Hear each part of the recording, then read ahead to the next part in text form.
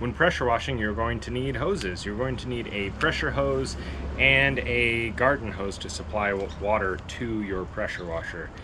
You might even want multiple pressure hoses and multiple garden hoses to extend your range.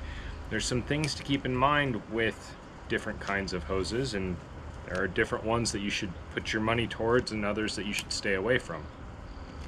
Again, as I've said with the pressure washers themselves, you should first purchase what you can afford or use what you already have. So this is the type of pressure hose that comes with a 2.5 gallon per minute machine right out of the box. This is perfectly fine, but there are some major downsides to it. Namely, the connectors are these screw types, and so it takes a while to screw them in and unscrew them when you're setting up and tearing down. But you can always get adapters to change these into quick connect, so that's not too big of a deal. The biggest problem with these is that they're just too short. You don't get very long distance with this. I think this is a 25-foot hose. Doesn't seem to say on it. But this one's brand new. I've never used it because I have longer ones. So, for example, this is the one that I use all the time, and most of it is out of camera, but this is 100 foot long. I've got quick connects on both ends. As you can see, this one is a bit thicker and has this steel braiding in it, and makes it a little bit tougher. But it also makes it heavier, and there's more of it that you have to worry about tangling and untangling. For pressure hoses, I would say starting with what you have, but then save your money and try to buy at least 100 foot. If you buy a 100-foot pressure hose, that'll do a whole lot. That'll get you a whole lot of places, reduce the amount of times you have to move your pressure washer around to clean things. That'll do a lot. And then you can always, if you need more length, you can buy an additional 100-foot hose and just connect it to the one that you have, creating a 200-foot hose.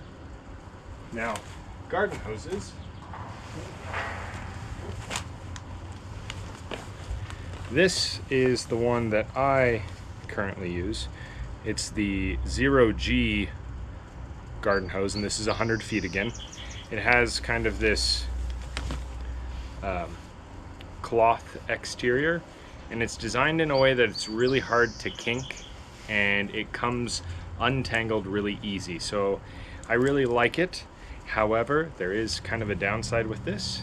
If I were using this on a hose reel, since this hose is not very rigid, it's very soft. On a hose reel, it could cause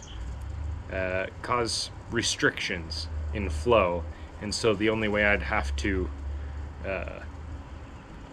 to combat that would be to pull the hose all the way out. Whereas a stiffer, more rigid hose that will hold its shape on the hose reel, you wouldn't necessarily have to do that. You just pull out how much you need. I don't currently use hose reels, and so this works just fine for me. Now, for garden hoses, there are some that you should stay away from, and this is one of those areas where to a certain extent, the more money you spend, the better quality thing you're going to get. If you go, I made the mistake of going to our local Ace Hardware when I needed an extra 100 feet of garden hose, and I bought the cheapest 100-foot hose that I could find, and it was their store brand, and it was the cheapest model, and it was really cheap. I think it was like $25 for 100 feet. But the problem with it was it would kink, it would catch on itself, the walls were very thin, and it just caused me more headache and more time than it was worth. I actually still have a piece of that hose that I cut off the end of it so that I could have a little extension to my spigot for filling up buckets and such, but this is a good example. You can see that the hose isn't very thick, and it's really easy to twist and kink and even twist like this to where you end up with restrictions. And imagine this 100 feet long, trying to coil this up and put it away and trying to pull it out and connect it to your different stuff. This is just a pain. Now, higher quality, more rigid, thicker hoses work really well. Oh, the other thing too is my dog ended up chewing holes in this hose because I left it out in the yard. A thicker, higher quality hose isn't necessarily going to completely prevent that from happening, but it's often harder for something like your dog, or even like pulling it across something sharp, the corner of a foundation on a house, the corner of a fence or something. It's less likely for that to actually puncture the hose. So again, you start with what you have or what you can afford, but definitely the higher quality, the better. Like I said, this hose was something like $25 for 100 feet. This 0G hose, this was, I think, $90 for 100 feet. And there's some that are way more expensive than that as well. Another type of garden hose to stay away from, and I don't have one to show you an example, but it's one of those kind of accordion hoses, the ones that are really compact, and then when you hook it up to water and you add an end to it, it kind of pressurizes it and it expands. Those don't get kinked very easy, and a lot of people like them for their normal household and garden use, but for use with your pressure washer, they just stay away from them. One of the most difficult things about dealing with hoses is putting them away and pulling them out. Oftentimes people end up with tangled hoses and they end up with a mess. There is some ways that you can help prevent this. Number one, of course, is getting hose reels. Those are very helpful. Makes things really easy. You just coil it up on a reel, you reel it in, and then you just pull it out when you want it. If you don't have a hose reel, there's some ways that you can coil your hoses that help prevent kinks and help prevent tangles and knots. So for pressure hoses, these are generally pretty stiff. This is the best way I've found to do it. So you take your one end and you make a loop on the ground, and you make another loop, and you just coil it basically like this, going back and forth. One over the top, and then one underneath. Okay, so again, you're doing one loop over the top, just like this, and then you're taking the other loop and bringing it in under this side here, like this, and that makes another loop. Now with the entire hose coiled up, like I showed you, with one loop over, one loop under, back and forth, now it's really easy to pick up this entire hose and move it around, no problem, all organized. And the other benefit about looping it over and under like I showed you is now you can grab this loose end that you ended with, and when you pull it, it will come out without tangling up. And I'm not going to pull it that far, but it will continue to uncoil like this and not have any tangles. As you can see, no tangles.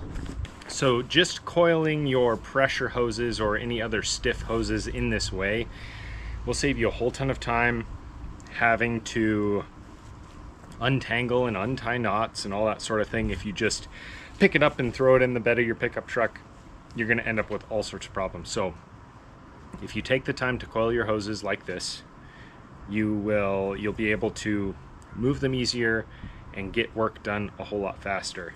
This can also extend the life of your hoses if you continually coil them properly, because if you get knots and kinks and you're pulling on it and stuff, it can end up damaging the hose, and then you have to replace it prematurely. Now for softer hoses like this 0G hose, you can coil it that same way I just showed with the pressure hose, but I found a better way for this type of hose. What you want to do is coil it in a figure-8 pattern. So start like this, you make kind of an S, and you come back on itself, back like this, over and over. So again, in this configuration with the figure-8, it's pretty easy to pick up and move around, and also when you pull it, it just comes unraveled. No kinks, no knots, no problems. It just comes right out. Now you can just coil your hose directly into the bed of your truck or on your trailer or in whatever vehicle you're using, or you can coil it on the ground and move it to your vehicle. But if you coil your hoses in this way, you're going to save a whole lot of time, a whole lot of headache, and just make your life a whole lot easier. Now, another thing you should do with your hoses is add quick connect fittings to your garden hoses and to your pressure hoses. And this consists of a male end and a female end. And this female end has a little locking collar, and you clip them together just like that. It creates a watertight seal, and it's a whole lot faster to connect and disconnect than screwing something on and off. So I have quick connect fittings on my water supply hose, on my garden hose, which then I have the female end on my pressure washer, so I can plug this directly into my pressure washer. And then on my pressure hose, I have quick connect fittings between the hose and the pressure washer and the hose and whatever stuff I put on the end.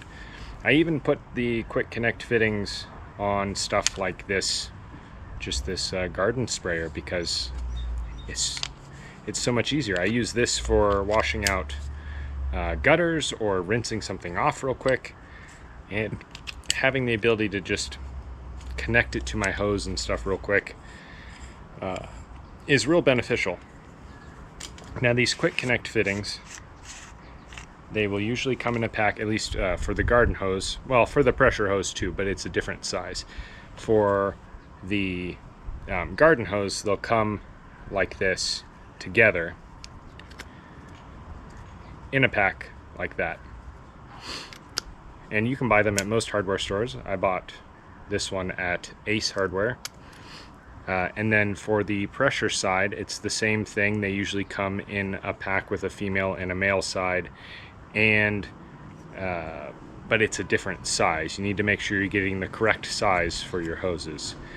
The garden hose, fortunately, is a universal size, and so these you can get pretty much anywhere. The pressure ones you can get most places, but you do have to pay attention to what size they are. But yeah, I put quick connect fittings on all of my hoses and everything that I connect to my hoses, because it saves way more time than you would think. Whoa, you watched the entire video. Well, thanks. You know, this is actually part of a free online course on how to pressure wash things professionally. If you're interested in joining our free community and checking out our free course materials, there is a link in the description that will take you there, and you can take advantage of all our learning material absolutely free. So, we'll see you in there.